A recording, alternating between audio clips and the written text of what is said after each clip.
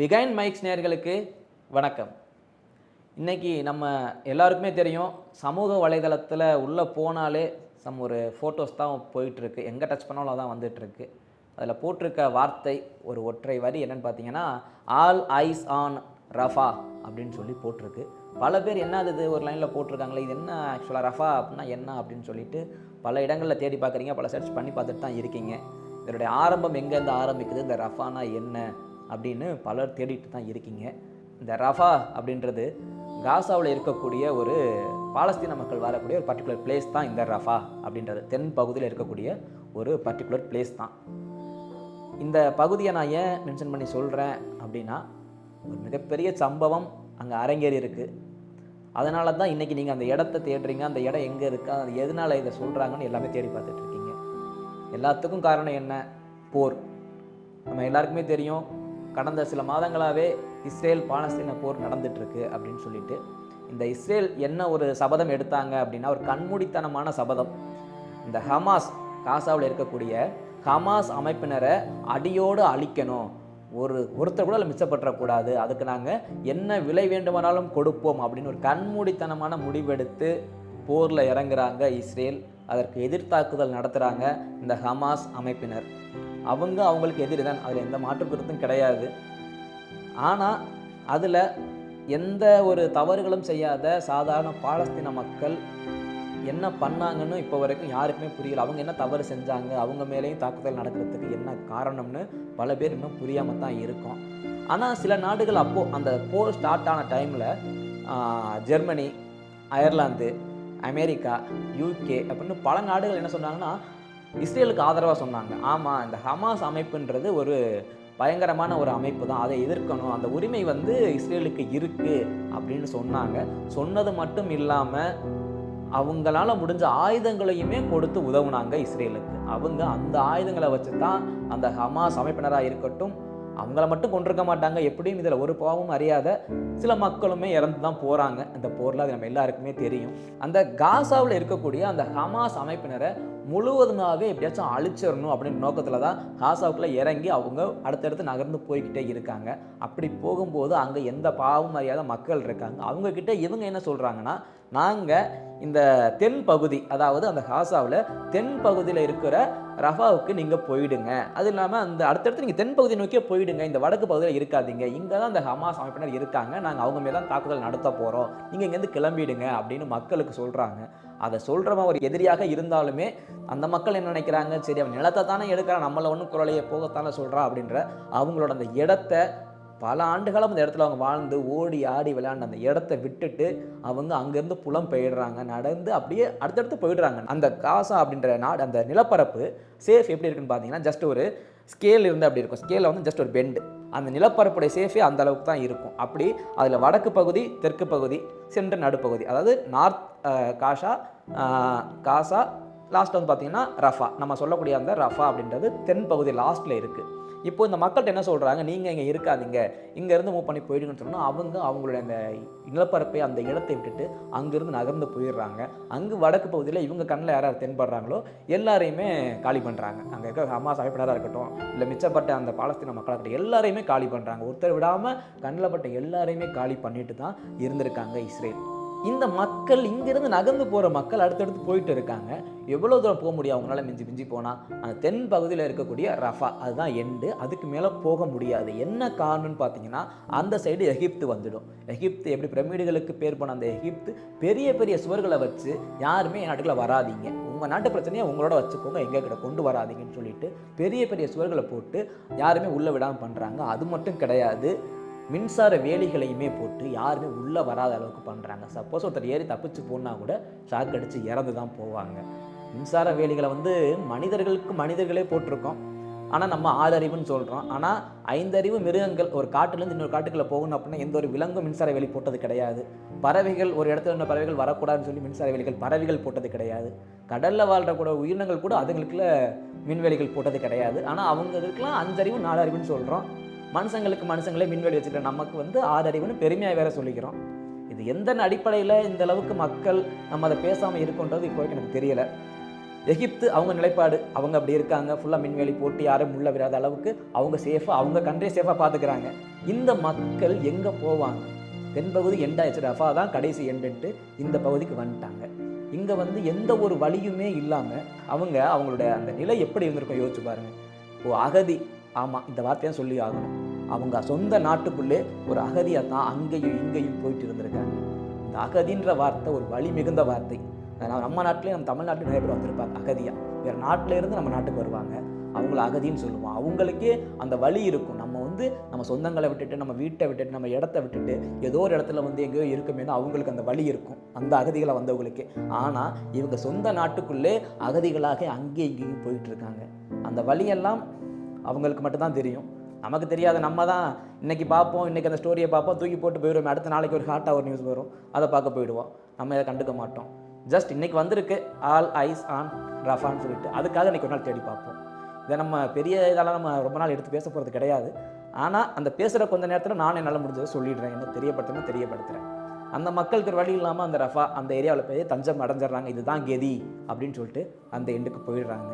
கடைசியாக அவங்க என்ன பண்ணுறாங்க, அந்த இஸ்ரேல் படை வீரர்கள் அந்த வடக்கு பகுதியை ஃபுல்லாகவே அந்த ஆக்குபை பண்ணிடுறாங்க. அந்த சென்று காசா அந்த பிளேஸையுமே ஓரளவுக்கு ஆக்குபை பண்ணி வந்துடுறாங்க. அங்கே இருக்கக்கூடிய அந்த ஹமாஸ் அமைப்பினர் எல்லாரையுமே காலி பண்ணிட்டு வந்துட்டு இருக்காங்க. இப்போ கடைசியாக மிச்சம் இருக்கிறது இந்த ரஃபா அப்படின்ற ஒரு இடம் மட்டும்தான். இங்கே மட்டும்தான் மக்கள் கடைசியாக தஞ்சம் அடைஞ்சு இருக்காங்க. உலக நாட்டில் பல மக்கள் இருக்காங்க, அதில் பல நல்லவங்களுமே இருப்பாங்க. அவங்க என்ன எப்படி இருந்ததோ இந்த மக்களுக்கு ஏதாவது செய்யணும் அப்படின்ற அடிப்படையில் உதவு செய்யக்கூடிய சில என்ஜிஓக்களை கனெக்ட் பண்ணி அவங்க மூலமாக ஃபுட்டெல்லாம் ட்ரக் லாரி அது மூலமாக அனுப்புகிறாங்க. அந்த தென் பகுதியில் இருக்கக்கூடிய ரஃபாவுக்கு அனுப்பி வைக்கிறாங்க. ஆனால் ரொம்ப நல்லவங்க இருக்கக்கூடிய அங்கே இஸ்ரேல் படை வீரர்கள் இருக்காங்கல்ல, அவங்க அதை உள்ள அனுமதிக்கலை. ஏதோ வர்றதெல்லாம் அவங்க திருப்பி விடுறது, வர்றதை சேதப்படுத்துறது, இந்த வேலையாக தான் இருக்குது. எதுவுமே உள்ளே போய் சேரலை. அவங்களுக்கு ஒரு மருத்துவ பொருட்களாக இருக்கட்டும், உணவாக இருக்கட்டும், உடையாக இருக்கட்டும், எதையுமே அங்கே போய் சேராத அளவுக்கு அவங்க பார்த்துக்கிறாங்க. சரி, அவங்க தான் அப்படி இருக்காங்கன்னா இஸ்ரேல் மக்கள், அவங்களுக்கும் பிள்ளைங்களாம் இருக்கும், குடும்பம் இருக்கும், வீடு இருக்கும், அதெல்லாம் யோசிச்சாங்களா என்னன்னு தெரியல. அவங்களுமே இந்த செயலில் ஈடுபடுறாங்க. அந்த ஃபுட்டெல்லாம் கொண்டு வர அந்த லாரி ட்ரக்லாம் மறித்து எல்லாத்தையுமே சேதப்படுத்துறது மட்டும் இல்லை, பால் பவுட்ரு குழந்தைங்களுக்கு கொடுக்குற பால் பவுடரை பிச்சு ரோட்டில் கொட்டுறாங்க. இல்லை எனக்கு ஒன்றும் புரியல, பால் பவுட்ரு யார் சாப்பிட போகிறாங்க? உள்ள குழந்தைங்க, சின்ன குழந்தை, அவங்க என்ன பண்ணாங்க? அவங்க உங்கள் நாட்டுக்கு எதிராக, இஸ்ரேலுக்கு எதிராக எதுவும் கருத்துக்களை சொன்னாங்களா, இல்லை உங்களுக்கு எதிராக ஆயுதங்களை ஏந்திட்டு வந்தாங்களா? அவங்க அந்த குழந்தைங்க என்ன பண்ணுச்சு பாவம்? அந்த பால் பவுடரை பிச்சு கீழே கொட்டுற அளவுக்கு அந்த அளவுக்கு வன்மம் வர காரணம் என்ன? இந்த மக்களுக்கு வர காரணம் என்ன? அவன் மிலிட்ரி ரைட் ஓகே, அங்கே இருந்து சாதாரண மக்களுக்கு இந்த அளவுக்கு வர காரணம் என்ன? இது மனித ஜென்மமா இல்லை வேறு என்னமா அப்படின்றத நான் சொல்ல முடியாது, நீங்களே அது யூகிச்சுக்கோங்க. அந்த அளவுக்கான ஒரு நடவடிக்கைகள் அங்கே ஈடுபட்டு இருக்காங்க. ஆனால் அதையும் மீறி எப்படியோ சில அமைப்புகள் அந்த ஃபுட்டை உள்ளே கொண்டு போய் சேர்த்துட்றாங்க. அது மூலமாக கொஞ்ச நாளைக்கு அந்த மக்கள் அங்கே வாழ்ந்துட்டு இருக்காங்க. இப்போது ஏதோ கிடைக்கிற டென்ட்டு, அந்த டென்ட்டு கிடைக்கக்கூடிய அந்த ஷீட்ஸு, சில ஏதோ ஃபுட்டு, கிடைக்கிற மருத்துவ பொருட்கள் அதெல்லாம் வச்சு அங்கே எல்லாம் ஓரளவுக்கு பார்த்துட்டு அந்த இடத்த சேஃப்னு நம்பி அங்கே போய் எல்லாமே உட்காந்துடுறாங்க. அவங்களோட அந்த நிலப்பரப்பில் எங்கெங்கேயோ அவங்களுக்கு பிடிச்ச மாதிரி அழகான வீடு, அழகான குழந்தை, குடும்பம்னு அப்படி வாழ்ந்தவங்க கடைசியில் எந்த ஒரு நாதியும் இல்லாமல் கிடச்ச ஒரு இடத்துல டென்ட்டை போட்டுட்டு, அவங்களால ஒரு டென்ட் வச்சு ஜஸ்ட் ஒரு சின்ன இடத்துல டென்ட்டை போட்டு அதுக்குள்ளே குடியிருக்காங்க. பிள்ளைங்க, குடும்பம், ஒய்ஃப் எல்லாரும் அப்படி அந்த டென்ட்டுக்குள்ளே அவங்க வாழ்ந்துட்டு இருக்காங்க. யாருமே இல்லை நம்மளை சுற்றி, நம்ம இருக்கிறது நம்ம நாடா இல்லை வேற எங்கேயும் இருக்கமா அப்படின்ற ஒரு எண்ணத்தில் அவங்க வாழ்ந்துட்டு இருக்காங்க. ஆனால் அங்கேயும் விட்டு வைக்கல. இவங்க அடுத்து என்ன சொல்கிறாங்க, இஸ்ரேல் எங்களுக்கு தகவல் கிடச்சிருக்கு, அங்கே அந்த ரஃபா அப்படின்ற இடத்துல முக்கியமான 2 ஹமாஸ் அமைப்பின் தலைவர்கள் அங்கே தான் இருக்காங்க அப்படின்னு எங்களுக்கு 2 நாட்களுக்கு முன்னாடி தான் தகவல் வந்தது அப்படின்னு சொல்லிட்டு ஒரு இன்ஃபர்மேஷன் கொடுத்துட்டு அந்த இடத்துல தொடர்ந்து கண்டினியூஸாக போயிட்டு பாம்ஸை ஃபுல்லாக போட ஆரம்பிச்சிடுறாங்க. பாம்ஸை போட்டு அந்த 2 தலைவர்கள் இறந்தாங்களா இல்லையான்றது சரியாக தெரிய வரல. ஆனால் பல குடும்பங்கள் சொன்ன பார்த்தீங்களா டென்ட் போட்டு தங்கியிருந்தாங்கன்னு, அந்த டென்ட்டு எல்லாமே எரிஞ்சு சாம்பலாக போகுது. ஆனால் அந்த இஸ்ரேல் அவங்கள விட்டு வைக்கிற மாதிரி தெரியல. அவங்க அடுத்து என்ன சொல்கிறாங்கன்னா, நாங்கள் வடக்கு பகுதியில் முழுவதுமாகவே பார்த்துட்டோம், இப்போது தென் பகுதியில் இருக்கக்கூடிய இந்த ரஃபா அப்படின்ற பிளேஸில் தான் பல ஹமாஸ் அமைப்பினர் இருக்கிறதா தகவல் வந்திருக்கு, நாங்கள் அங்கேயும் தேடி பார்க்கணும், நாங்கள் அங்கேயும் உள்ளே வரணுன்ற மாதிரி இவங்க சொல்ல ஆரம்பிக்கிறாங்க. நான் என்ன சொல்கிறேன், அங்கே ஹமாஸ் அமைப்பினர் இல்லைன்னு சொல்லவில்லை, கண்டிப்பாக இருப்பாங்க. ஆனால் அந்த காரணத்தை சொல்லி பல மக்களை கொன்று குவிச்சாச்சு. திருப்பியும் அதே ரீசன் சொல்லிட்டு உள்ளே வந்தால் மீதம் இருக்க மக்களும் அவங்க என்ன பண்ணுவாங்க, இதுக்கு மேலே அவங்க எங்கே போவாங்க, இதுக்கு மேலே போகிறதுக்கு இடம் இல்லை. கடைசியாக எகிப்து தான், அவன் மின்சார வேலி கட்டி வச்சுருக்கான், அதை தாண்டி எங்கே போக முடியும் அந்த மக்கள். கடைசி இதுதான் எண்டு அப்படின்ற மாதிரி வந்து நிற்கிறாங்க. ஆனால் நாங்கள் அங்கேயும் வருவோம் அப்படின்னு இஸ்ரேல் சொல்கிறாங்க. ஆனால் இதுக்கு பல நாடுகள்லேருந்து பல பேர் கருத்துக்கள் தெரிவிக்க ஆரம்பிச்சிட்டாங்க. இது மேலே அந்த மக்கள் எங்கே போவாங்க, ஏன் அங்கே போய் தாக்குதல் நடத்துறீங்கன்னு பல நாடுகள், எந்த நாடுகள் ஃபஸ்ட் ஆதரவு தெரிவிச்சிச்சோ அந்த நாடுகளே கருத்துக்கள் தெரிவிக்க ஆரம்பிச்சிருச்சு. இதுக்கு மேலே நீங்கள் ரஃபாக்குள்ளே போகாதீங்க, அங்கே தாக்குதல் நடத்தாதீங்க அப்படின்னு பல நாடுகள் கருத்து சொல்ல ஆரம்பிச்சிட்டாங்க. அதை தாண்டி இவங்களுக்கு ஆயுதங்கள்லாம் கொடுத்து ஒரு பேருதவியாக இருந்த அமெரிக்க நாடு, அதன் அதிபர் ஜோ பைடன் சொல்கிறாரு, இதுக்கு மேலே நீங்கள் ரஃபா மக்கள், அங்கே ரஃபாவில் இருக்கக்கூடிய மக்களை நீங்கள் வந்து தாக்குதல் அங்கே எதுவும் நடத்துனீங்கன்னா எங்களுடைய ஆதரவு இனி கிடையாது, நாங்கள் ஆயுதம் கொடுப்பதை நிறுத்தி விடுவோம் அப்படின்னு அறிவிச்சிடுறாரு ஜோ பைடன். இவர் அறிவித்ததுமே இப்போது அவங்களுக்குள்ள சரி நமக்கு சப்போர்ட்டிவ் கொஞ்சமாக குறையுதே, என்ன பண்ணலான்ட்டு ஒரு முடிவுக்கு வந்துட்டு அவங்க என்ன ஒரு அறிக்கை வெளியிடுறாங்கன்னா, இதுக்கு மேலே நாங்கள் வந்து ரஃபாக்குள்ளே வரலாம், அங்கே நாங்கள் தாக்குதல் நடத்த மாட்டோம், இது வந்து ஒரு சேஃப் பிளேஸ், இங்கே நீங்கள் வந்து சேஃபாக இருந்துக்கலாம் அப்படின்னு அறிவிப்பை வெளியிடுறாங்க. இதை கேட்டுட்டு வடக்கு பகுதி, இந்த நடுப்பகுதியில் இருந்த எல்லா மக்களுமே என்ன பண்ணுறாங்க, மொத்தமாகவே ரஃபா நோக்கி வர ஆரம்பிச்சாங்க. ஸோ இங்கே தான் நமக்கு சேஃப், மற்ற இடத்துல இருந்து நம்ம வந்து உயிரோடு இருக்க மாட்டோம், இங்கே போயிடலாம் அப்படின்னு அவங்க சொன்ன அந்த ஒரு வார்த்தையை நம்பி அங்கிருந்து எல்லாமே ரஃபா கிளம்பி வந்துடுறாங்க. அங்கே கிடைச்ச இடத்துல டெண்டை போட்டு அந்த கிடைச்ச இடத்துலலாம் எப்படி அது இருக்காங்கன்னு தெரியல. நமக்குலாம் 1 மணி நேரம் கரண்ட் இல்லைன்னா நம்மளால இருக்க முடியல. அதுக்கு கவர்மெண்ட்டை திட்டுறான், அவனை திட்டுறான், இவனை திட்டுறான், என்னென்னமோ திட்டி முடிச்சிடுறான். ஆனால் அவங்க இத்தனை நாட்களாக தங்க இடம் இல்லாமல், எதுவும் சாப்பிட ஒழுங்கான சாப்பாடு இல்லாமல் நகர்ந்து நகர்ந்து நகர்ந்து தன் நிலப்பரப்பின் கடைசி இடத்துக்கே வந்துட்டாங்க. அங்கே வந்தும் நிம்மதியாக இருக்க முடியுதுன்னா இல்லை. ஒரு பல சங்கடங்களுக்கு மத்தியில் கிடைச்சது டெண்டை போட்டு அவங்க அங்கே தங்கி இருக்காங்க. இப்படி எல்லாருமே மொத்தமாக வந்துட்டாங்க. ஒரு இடத்த வந்து ஒரு சேஃப் பிளேஸ் அப்படின்னு சொல்லிட்டு அங்கே எல்லாமே வந்துட்டாங்க. ரஃபா அப்படின்ற இடத்த ஃபிக்ஸ் பண்ணி அங்கே வந்து தங்கிட்டாங்க எல்லாமே. அப்படி இருக்கும்போது தான் ஒரு கோர சம்பவத்தை அந்த இஸ்ரேல் நாடு ஏற்படுத்தியிருக்கு. அதுக்கு அவங்க என்ன காரணம் சொல்கிறாங்கன்னா, எங்களுக்கு 2 நாட்களுக்கு முன்னாடி தான் தகவல் வந்தது, இங்கே வந்து முக்கியமான 2 ஹமாஸ் அமைப்பின் தலைவர்கள் இங்கே இருக்காங்க அப்படின்னு தகவல் வந்தது அப்படின்னு சொல்லிட்டு அவங்க அங்கே குண்டுகளை அப்படியே மலைகள் மாதிரி பொழிஞ்சிருக்காங்க. போயிட்டு அங்கே இருந்த மக்கள் யார் என்னெல்லாம் பார்க்கல, அப்படியே ஒரு ஃப்ளோவில் விட்டுருக்காங்க. அங்கே இருந்த அந்த 2 ஹமாஸ் அமைப்பின் தலைவர்கள் இறந்தாங்களா இல்லையாலாம் தெரியாது. பல உயிர்கள் அந்த அந்த ஒரே இடத்தில் மொத்தமாக போயிடுச்சு. கிட்டத்தட்ட இப்போ வரைக்கும் 45 பேர் இறந்துருக்கதா சொல்கிறாங்க. அந்த டென்ட்டு சொன்னேன் பார்த்தீங்களா, டென்ட்டு போட்டு தங்கியிருந்தாங்கன்னு, அங்கே சாம்பலாக போனது டென்ட்டு மட்டும் இல்லை, பல உயிர்கள். நினச்சி பாருங்கள், இருக்கிறதுலே பல சாவுகள் இருக்குது, பல விதமான சாவுகள் இருக்குது. அதில் கொடுமையான சாவு இந்த நெருப்பில் எரிந்து சாகிறதெல்லாம் நமக்கு ஒரு சின்ன சூடு பட்டால் கூட நமக்கு ஒரு நிமிஷம் அப்படியே துடிச்சு போயிடும். ஒரு விரலில் பட்ட சூடு கூட உடம்பு முழுக்க நெருப்பு பட்டு அப்படியே தோல் பிஞ்சு முகம் கருகி அவன் சாகிறத அவனே துடிச்சு சாவான். அந்த ஒரு இடத்துல உடம்பு முழுவதும் அப்படியே. அதை பார்க்குறவனுக்கு எப்படி இருக்கும்? செத்தவங்களாம் யாரோ வயதானவங்க அப்படிலாம் கூட எடுத்துக்க முடியாது. சின்ன குழந்தை, அந்த குழந்தை என்ன பண்ணுச்சுன்னா நான் ஸ்டார்டிங்லேருந்தே கேட்டுட்ருக்கேன். அந்த குழந்தை எதுவும் அந்த நாட்டுக்கு எதிராக கருத்து சொன்னிச்சா இல்லை ஆயுதத்தை தூக்கிட்டு சண்டைக்கு போச்சா? அந்த குழந்தை என்ன பாவம் பண்ணுச்சு? அம்மா கிட்ட பால் குடிச்சிட்டு இருந்த குழந்தை கருகி செத்து கிடக்கு. அந்த குழந்தைக்கு பால் கொடுத்த அந்த அம்மா தலை இல்லாமல் கிடக்குறாங்க ஒரு பக்கம். அந்த குழந்தைய தூக்கிட்டு இருந்த அப்பா கை இல்லாமல் கால் இல்லாமல் ஒரு பக்கம் கிடக்கிறாரு. இதுதான் வந்து மனித நேயம் மிக்க ஒரு உலகம் அப்படின்னு பெருமை அவரை சொல்லிக்க சொல்கிறீங்க. அது என்ன அடிப்படையில் சொல்கிறீங்கன்னு தெரியலை. இதெல்லாம் பார்க்கும்போது அந்த சாம்பலோட சாம்பலாக பல ரத்த சாயங்கள் தான் அந்த சாம்பலில் பூசி இருக்கு. இப்படி ஒரு கோர தாண்டவம் எதற்கு? என்ன பண்ண போகிறீங்க? இந்த உலகத்தில் நிலப்பரப்பை பிடிச்சி நீங்கள் என்ன சாதனைகள் பண்ண போகிறீங்கன்னா சத்தியமாக தெரியல எனக்கு. இப்படி பண்ணிட்டு இருக்கீங்க. இயற்கை ஒரு நாள் மொத்தமாக நிலப்பரப்பை எடுத்துகிட்டு போயிட்டால் என்ன பண்ணுவீங்க? இப்படிப்பட்ட உலகத்தில் வாழ்ந்துட்டு நிலத்துக்கு அடிச்சிட்டு இதில் என்ன இந்த சண்டையோட மோட்டிவ் என்ன, அதெல்லாம் ஒரு பக்கம் இருக்கட்டும். அதை தாண்டி ஒரு மனித நேயமே இல்லாமல் மனிதர்களை கொன்று குவிப்பது தான் நாடுகள் பிரித்து பாதுகாப்பாக வச்சுக்கிறது அப்படின்றது அர்த்தமா? சரியாக புரியலை. போர், இதுக்கு பேர் வந்து போர்னு சொல்கிறாங்க. ஆக்சுவலாக நான் அந்த வார்த்தையை ஏற்றுக்கொள்ள விரும்பலை. போருன்ற வார்த்தையை பயன்படுத்தவே மாட்டேன். இது வந்து வேறு ஏதாச்சும் பேர் அசிங்கமான வார்த்தை கூட வச்சுக்கோங்க. அதுக்கு எந்த ஒரு அப்ஜெக்ஷன் தெரிவிக்கலை. இதை நான் ஒருபோதும் போர்னு ஏற்றுக்க மாட்டேன். போர்னா அந்த காலத்தில் நம்ம நாட்டு மன்னர்களே எடுத்துக்கலாம். எதிரிகள் ஒன்றா நேருக்கு நேராக தாக்குவாங்க. சாதாரண ஒரு மக்களை போய் தாக்க மாட்டாங்க யாரும். 2 நாடுனா 2 நாட்டில் தாக்கக்கூடிய நபர்கள் தான் நேராக தாக்கிப்பாங்க. இங்கே சும்மா தூங்கிக்கிட்டு இருக்க மக்கள் மேலே குண்டுகளை போட்டு அதில் குழந்தைகள் என்ன பாவம் செய்தது என்பதை இஸ்ரேல் கண்டிப்பாக சொல்லித்தான் ஆகணும். ஒரு நாள் அழிய போகிற உலகம்தான். நம்மளையே அழிச்சுக்கிட்டு அப்படின்ற எண்ணம் எப்போ வருதோ அப்போ தான் நம்ம திருந்துவோம். நம்மளும் இதே மாதிரி கடைசி வரைக்கும் இதை பேச போகிறது கிடையாது. ஃபியூ டேஸ் பேசுவோம், அது மறந்துட்டு போயிடுவோம். ஆனால் அந்த மக்களுடைய நிலையை நாம் உணர்ந்தால் இதுக்கு ஒரு முடிவை நம்மளால் எட்ட முடியும்.